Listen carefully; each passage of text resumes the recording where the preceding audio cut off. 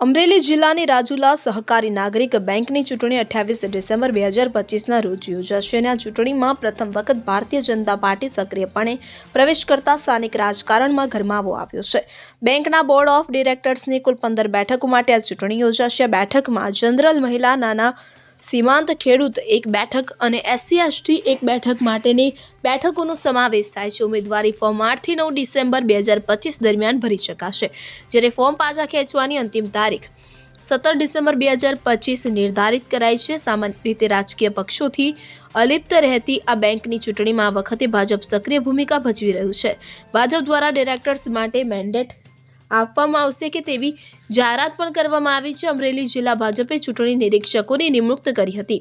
ગુજરાત પ્રદેશ બક્ષીપંચ મોરચાના મંત્રી મયુર માંજરિયા અને ખાંભા તાલુકાના પ્રભારી દિલીપ જોશીને નિરીક્ષક તરીકે નિયુક્ત કરાયા હતા। જાફરાબાદ રોડ પર આવેલી એક ખાનગી શાળામાં યોજાયેલી સેન્સ પ્રક્રિયા દરમિયાન 30 જેટલા દાવેદારોએ પોતાની દાવેદારી નોંધાવી હતી। ત્યારે સ્થાનિક ભાજપ કાર્યકરોમાં એવી ચર્ચા છે કે ભાજપના મેન્ડેટનો અનાદર થઈ શકે છે। પક્ષ સક્રિયપણે મેન્ડેટ આપવાના મૂડમાં હોવા છતાં આગામી ચૂંટણીમાં ભાજપમાં આંતરિક વિવાદ થવાની સંભાવના વ્યક્ત કરવામાં આવી રહી છે। Bureau report CN24 news. હવે જુઓ દેશ દુનિયાની તમામ ખબરો તમારી આંગળીના ટેરવે।